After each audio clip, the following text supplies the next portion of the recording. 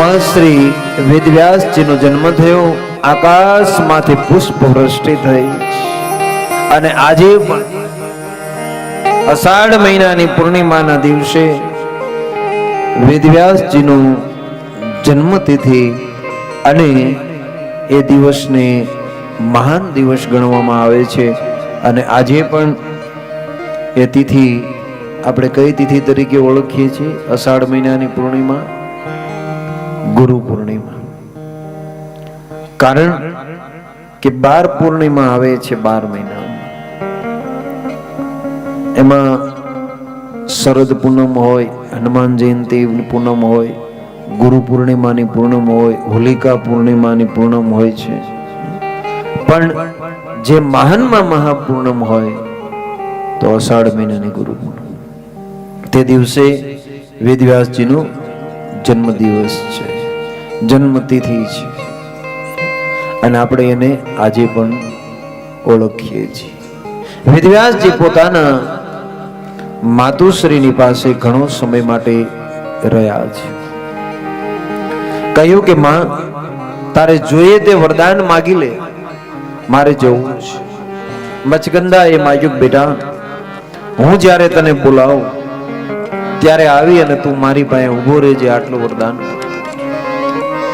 પોતે હા પાડી જ વેદવ્યાસજી પોતે વચન આપ્યું અને વેદવ્યાસજી છે એ પોતાના માતુશ્રી પાસેથી વિદાય લઈ વિચરણ કરવા માટે નીકળ્યા છે. મચગંદા ઢીમરને આ યમુનાના કિનારે ગયા છે કે મારું કાર્ય પૂર્ણ થયું છે. અને સમય આવતા વેદવ્યાસજીએ પોતાનો આશ્રમ આપણું 4 ધામનું પૈકી બદ્રીનાથ, અને બદ્રીનાથની અંદર વેદવ્યાસજી આશ્રમ બનાવ્યો. બ્રહ્મનાદ્ય સરસ્વતી તટે આશ્રમ પશ્ચિમે તટે ભક્તિ યોગીન માનસ વ્યાસો બદ્રીશો મંડિતે. પશ્ચિમ તટે, જ્યાં આજે પણ વેદવ્યાસજીનો આશ્રમ છે. ભારતનું છેલ્લું ગામ, બદ્રીનાથથી 3 કિલોમીટર માણા ગામ, છેલ્લો, જ્યાં સરસ્વતીનો પ્રાગટ્ય સ્થાન, અને ન્યા વેદવ્યાસજીનો આશ્રમ આજે પણ છે. આજે પણ પ્રભુ ન્યા બિરાજમાન છે અને આજે પણ ન્યા બેઠા બેઠા વેદવ્યાસજી 18 પુરાણ રચ્યા છે. પવન મંદ સુગંધ શીતલ હેમ મંદિર શોભિતમ નિકટ ગંગા બહત નિર્મલ બદ્રીનાથ વિશ્વંભરમ શ્રી બદ્રીનાથ વિશ્વંભરમ શ્રી બદ્રીનાથ વિશ્વંભરમ. જ્યાં પવન મંદ મંદ વહી રહ્યો છે, વચ્ચે બદ્રીનાથનું મંદિર, એક બાજુ નરનું પર્વત અને એક બાજુ નારાયણ પર્વત. દેવી ભાગવતમાં 4થા સ્કંદમાં કથા આવશે નર નારાયણની. જ્યાં બદ્રીનાથમાં તપ કર્યું હતું, વચ્ચે બદ્રીનાથનું મંદિર, એક બાજુ નર તપ કર્યું હતું એ પર્વત અને એક બાજુ નારાયણ તપ કર્યું હતું એ પર્વત. અને અહીંયા પવન મંદ મંદ શોભી રહ્યો છે. અને અહીંયા બદ્રીનાથમાં આજે પણ ભગવાન બિરાજમાન છે. જ્યાં સરસ્વતી નદી 1.5 કિલોમીટર વહી રહી અલકનંદાને મળે અને ભીમે જ્યારે દ્રૌપદીને લઈ પાંડવો હિમાલય ગયા અને એક પર્વતને ઉભો રાખી અને પુલ બનાવ્યો અને નીચે સરસ્વતી બહી રહી છે. ત્યાં વેદવ્યાસજીનો આશ્રમ. ओ कैलाश में एक देव निरंजन, कैलाश में एक देव निरंजन, शैल शिखर महेश्वरम યુધિષ્ઠિર કરત સ્તુતિ શ્રી બદ્રીનાથ વિશ્વંભરમ શ્રી બદ્રીનાથ વિશ્વંભરમ શ્રી બદ્રીનાથ વિશ્વંભરમ. જે આપણા ચાર ધામ, પહેલું ધામ બદ્રી, બીજું દ્વારકા, ત્રીજું જગન્નાથપુરી અને ચોથું રામેશ્વર. જે આપણા શાસ્ત્ર પ્રમાણે ચાર ધામ હોય તો આ ચાર ધામ છે.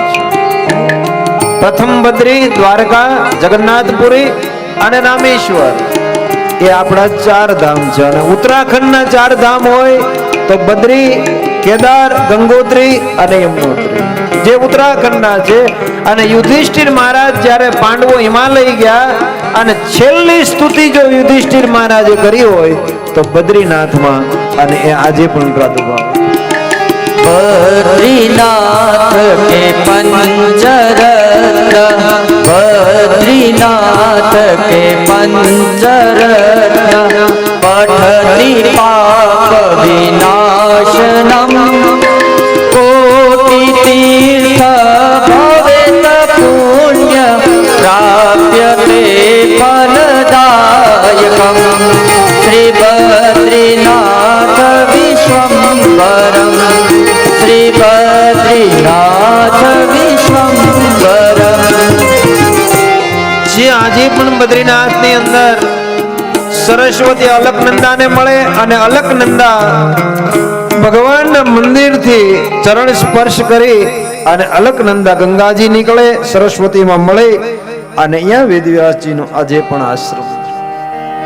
વેદવ્યાસજી આશ્રમ બનાવી અને 18 પુરાણોની રચના કરી છે. પહેલું પુરાણ મત્સ્ય પુરાણ બનાવ્યું, જેના 14,000 શ્લોકોમાં વર્ણન કર્યું છે.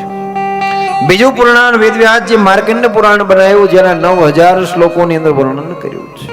ત્રીજું પુરાણ છે એ ભવિષ્ય પુરાણ બનાવ્યું, જેની શ્લોકની સંખ્યા 14,500 શ્લોકની છે.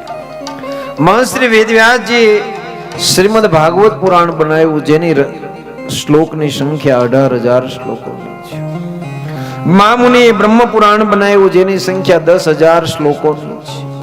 વેદવ્યાસજીએ બ્રહ્માંડ પુરાણ બનાવ્યું, જેની સંખ્યા 12,100 શ્લોકોની છે. મહર્ષિ વેદવ્યાસજી બ્રહ્મવેદ પુરાણ બનાવ્યું, જેની સંખ્યા 18,000 શ્લોકોની છે. નારદજીએ ગરુડ પુરાણ બનાવ્યું, જેની સંખ્યા 19,000 શ્લોકોની છે. વેદવ્યાસજીએ વામન પુરાણ બનાવ્યું, જેની સંખ્યા 10,000 શ્લોકોની છે. વાયુ પુરાણ બનાવ્યું, જેની સંખ્યા 24,000 શ્લોકોની છે. મહર્ષિ વેદવ્યાસજીએ વિષ્ણુ પુરાણ બનાવ્યું, જેની સંખ્યા 23,000 શ્લોકોની છે.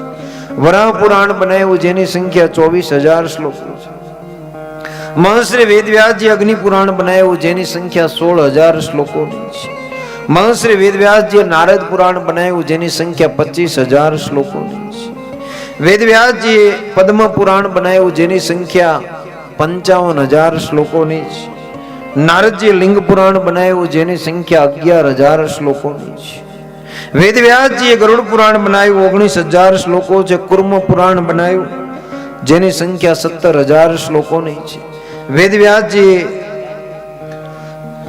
સમય આવતા સ્કંદ પુરાણ બનાવ્યું, જેની સંખ્યા 81,000 શ્લોકોની છે. 18 પુરાણ બનાવ્યા, પોતાનું મન શાંત થતું નથી. વેદવ્યાસજીએ ઉપપુરાણ બનાવ્યું, જેનું નામ છે સનત કુમાર પુરાણ,